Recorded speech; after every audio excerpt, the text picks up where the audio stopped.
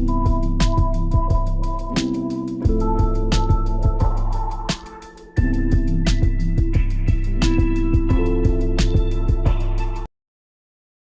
عليكم. النهارده هقدم لكم شيت لحساب عدد حارات الطريق عن طريق إدخال بعض الداتا، وكمان إزاي نقدر نحدد مستوى الخدمة الخاص بالطريق ده.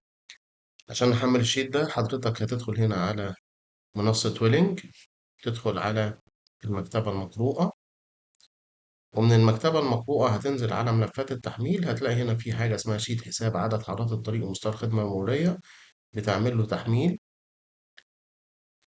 وبتبدأ التحميل من هنا. بعد ما بيحمل معاك بيبقى ده شكل الملف موجود عندك، ملف مضغوط. بتعمل له اكستراكت، تقول له كليك يمين وتقول له اكستراكت، اكستراكت هير. ده الملف بتاعنا، دبل كليك عليه وبعدين نبتدي نفتح الاكسل شيت بتاعنا. دبل كليك هنا، باسورد هنا ويلنج دوت نت، WILLENG دوت NET، كل الحروف عندنا سمول. انتر. بيفتح معانا الاكسل شيت بالشكل ده. طيب، عندي مجموعة كده من الداتا، مجموعة من الأرقام، وبعض الخانات بألوان مختلفة. الألوان اللي هي باللون الأخضر أو أي لون عندي موجود، ما فيش أي تعامل معاه. اللون الوحيد اللي أنا بتعامل معاه هو اللون السيان أو اللون الأزرق الفاتح. دي الأرقام اللي أقدر أعدل فيها. تمام. أما الأرقام أو الداتا اللي ظاهرة عندي باللون الأصفر دي مخرجات. مجرد حضرتك ما تعدل هنا في أي رقم موجود عندك، مباشرة هتلاقي الداتا أو المخرج أو المنتج النهائي بتاعك اختلف، والأرقام اللي باللون الأصفر دي كلها اختلفت، عشان توصلك في الآخر تحدد لك ال V over C ratio أو ال level of surface الخاص بالطريق بتاعك، وهنا تحدد عدد حارات الطريق اللي أنت محتاجها. طبعا هنا الجدول الأولاني بيتكلم عن مستوى الخدمة level of surface. عندي 6 مستويات خدمة level of surface A، وده أعلاهم، ده أفضلهم يعني، وبعد كده B، وبعد كده C D E F. ده أسوأ مستوى خدمة، بيبقى الطريق واقف تماما. طيب، الرقم ده ناتج إيه؟ ناتج قسمة الحجم المروري على الطريق مقارنة بالكباسيتي بتاع الحارة بتاع الطريق. يعني مثلا عندي الحارة عليها حجم مروري مثلا 1000 مركبة، والسعة بتاع الحارة بتاعتي مثلا 2000 مركبة. السعة بتاع الحارة دي بتتحدد إزاي؟ عندي حالتين. لو السرعة عندي أقل من 60 كيلومتر في الساعة، فبنقول الساعة المرورية بتبقى 1900 مركبة. لو السرعة عندي أكبر من 60 كيلومتر في الساعة، فبتبقى الساعة بتاعتي 2000 مركبة. تمام؟ طيب، هنا الجدول ده بيقول لك لو أنت عندك سرعة كذا الساعة المرورية كذا، لو عندك سرعة كذا يبقى الساعة بتاعتك كذا. طيب، هنا في حاجة اسمها الفاليو أو القيمة بتاعتي. طبعا أنا حاطط هنا قيمة بتعبر عن السرعة، الساعة المرورية 1900، السرعة أقل من 60. وهنا رقم 2 بيعبر عن الحالة التانية. لو أنا جيت كتبت في المتغير بتاعي ده 2 مثلا، طبعا هنا مكتوب واحد فظاهر قصاده 1900 اللي هو الرقم ده. لو كتبت 2 هنا هلاقي إن الرقم ده اختلف بقى 2000 اللي هو الرقم ده. يعني واحد أو 2 بتعبر هنا عن السرعة بتاعتك، السرعة بتاعتك فوق ال60 ولا تحت ال60. واحد يديك هنا الساعة المرورية بتاعتك مقارنة بالمتغير اللي موجود عندك على حسب السرعة التصميمية بتاعتك أقل من 60 كيلومتر في الساعة. طيب، يبقى أنا دلوقتي عندي الساعة بتاعتي 1900 كيلو متر في الساعة، دي الساعة، وعايز أشوف الحجم المروري هجيبه منين؟ الحجم المروري طبعا أنا بنزل أعمل حصر للطريق. بيبقى عندي الطريق اتجاهين، بيبقى في اتجاه منهم في الحجم المروري أكبر من الاتجاه التاني. مثلا اتجاه بيبقى فيه 60% من الحجم المروري، والاتجاه المعاكس ليه بيبقى 40% من الحجم المروري. أنت لما بتيجي تعمل دراسة بتعمل دراسة على الاتجاه اللي فيه حجم مروري أكبر. طيب، أنت بتنزل تعد العد المروري ده عدد من الأيام. أول يوم مثلا طلع عندك 10000 مركبة، اليوم اللي بعده 9000 مركبة، اللي بعده مثلا 7000، اللي بعده 12000 مركبة. فعندك تغير في الحجم المروري على الاتجاه اللي أنت شغال عليه. طيب، أنا عايز أجيب متوسط. بتعمل سمشن للأحجام المرورية خلال الأيام دي وتقسمها على عددها، فبيديك هنا حاجة اسمها الافريج ديلي ترافيك للاتجاه الواحد. تمام كده. مثلا طلع عندي 10000 مركبة، لو أنا حبيت أخليه مثلا لا ده 12000 مركبة. حلو. 12,000 مركبة ده الحجم المروري خلال يوم كامل، أنا لمّا باجي أشتغل باشتغل على ساعة واحدة، طيب أنا عايز أجيب الحجم المروري خلال ساعة واحدة، طيب الحجم المروري خلال ساعة واحدة نجيبه إزاي؟ ده إحنا عندنا يوم كامل هنا، عندنا حجم مروري خلال يوم كامل، عشان أجيب الحجم المروري خلال ساعة واحدة باضرب الرقم ده في معامل اسمه الK، الK بيبقى ليه قيمة ثابتة على حسب هل الطريق بتاعي طريق حضري بناخد الK ب12% والّا طريق خلوي بناخد الK ب15%. طيب برضه حاطط لك هنا value للاختيار، يعني لو أنا كتبت هنا 1 هو راح كاتب لي إن الطريق ده حضري وخد الكي بتاعته 12 من 100. طب لو كتبت له هنا 2 هيقول لي لا الطريق بتاعك ده خلوي وابتدى يغير لي في الكي وعلى أساسه ابتدى يتغير القيمة دي. القيمة دي عبارة عن إيه؟ القيمة دي عبارة عن الكي اللي أنا اخترتها مضروبة في الحجم المروري خلال اليوم كامل عشان أجيب حجم المرور الساعي التصميمي اللي أنا هبتدي أشتغل عليه. طيب حجم المرور ده بيبقى بالفيكل على الدايركشن على الساعة أو الvehicle على الساعة على الdirection، تمام كده، اللي هو مركبة في الساعة على الاتجاه الواحد، حلو الكلام؟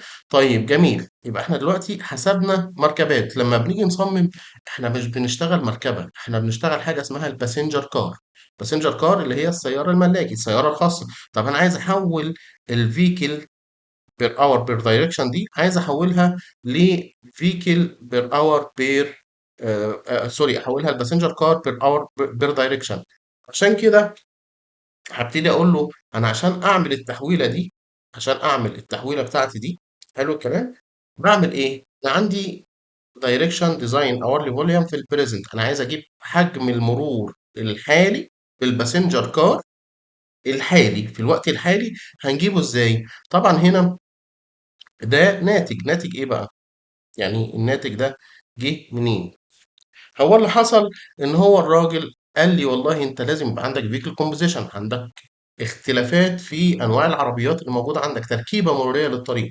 التركيبة المرورية دي ممكن تبقى إيه؟ والله أنا عندي ممكن يبقى على الطريق passenger car، ممكن يبقى في أوتوبيس، ممكن يبقى في شاحنة، ممكن يبقى في شاحنة مع مقطورة، ممكن يبقى في الهاند درايف كار، السيارة الجر مثلًا، حلو الكلام؟ طيب أنا عشان أحوّل أي نوع من الأنواع دي لpassenger car باضرب في factor، الfactor ده يعني مثلًا عايز أحوّل الأوتوبيس لباسنجر كار فباضرب في 1.5، عايز أحوّل الشاحنة لباسنجر كار باضرب في 2.5، عايز أحوّل المقطورة مع الشاحنة لباسنجر كار باضرب في 3.5. القيمة دي بتحوّل لي هنا نوع المركبة بتاعتي لباسنجر كار، يبقى أنا أقدر أحوّل الكلام ده لإيه، لباسنجر كار من خلال الضرب في الفاكتور ده.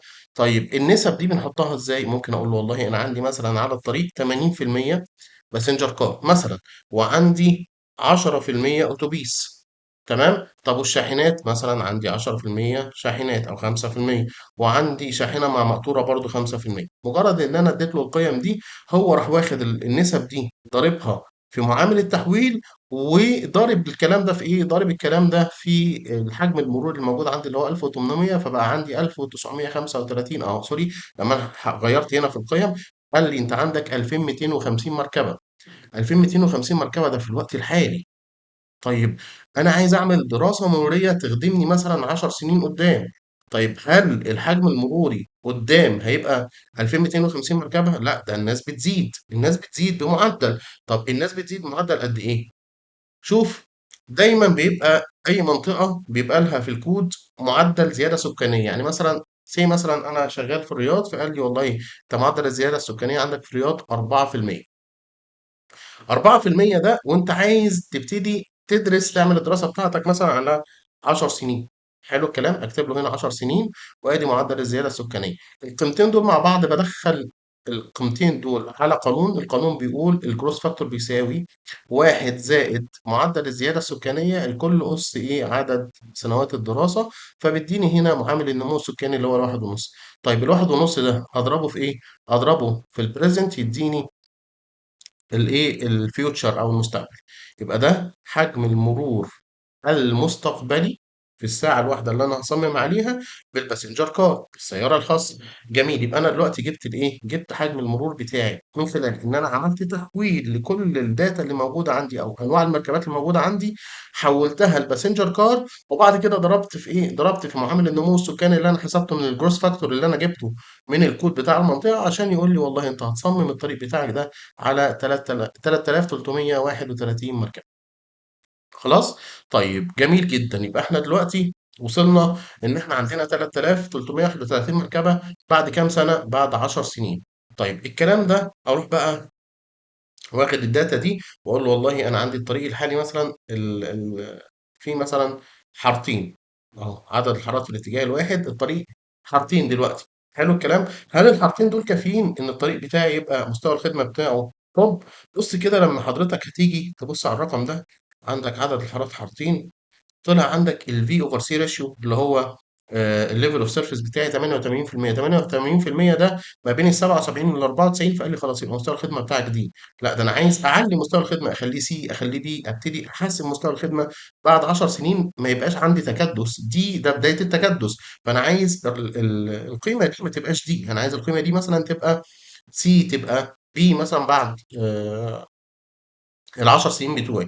عشان كده هابتدي أزوّد هنا في عدد الحارات، هو بيقول لي حارتين هاقول له لأ خلّيهم مثلًا 3 حارات في الاتجاه، وبعدين أقول له أضغط ضغطة برّه كده، قال لي بُص لمّا أنت عملتها 3 حارات راح مقلل لك الV over C ratio بناءً على الdata المدخلات دي كلّها، وقال لك أنت مستوى الخدمة بتاعك C. طب أنا عايز أكبّر كمان شوية، يعني عايز أحسّن كمان شوية، أقول له طب 4 حارات، لو أنا عملت 4 حارات للاتجاه الواحد لقيت مستوى الخدمة بتاعي بقى B. حلو الكلام؟ طيب أدي مستوى الخدمة بتاعي بقى B، وعدد الحارات اللي أنا محتاجها في الاتجاه الواحد كام؟ 4 حارات، يعني الطريق ده عشان يبقى مستوى الخدمة بتاعه ممتاز بعد 10 سنين يبقى مستوى خدمة B، إحنا محتاجين الطريق ده يبقى حارات لكل اتجاه عشان يبتدي يحسّن معايا أو يبتدي يظهر معايا انسيابية في حجم المرور بناءً على الحجم المروري اللي هيمُر على الطريق ده خلال ال10 سنين. تمام كده؟ يبقى إحنا دلوقتي حسبنا الlevel of service اللي هي الV over C ratio مستوى الخدمة، وكمان حددنا عدد الحارات اللي هتنفع للطريق بتاعنا ده. الشيت بتاعنا ده هاحط لكم اللينك بتاعه تحت، وهاكتب لكم الباسورد تحت الوصف بتاع الفيديو إن شاء الله، وإن شاء الله تستفيدوا منه وأشوفكم على خير.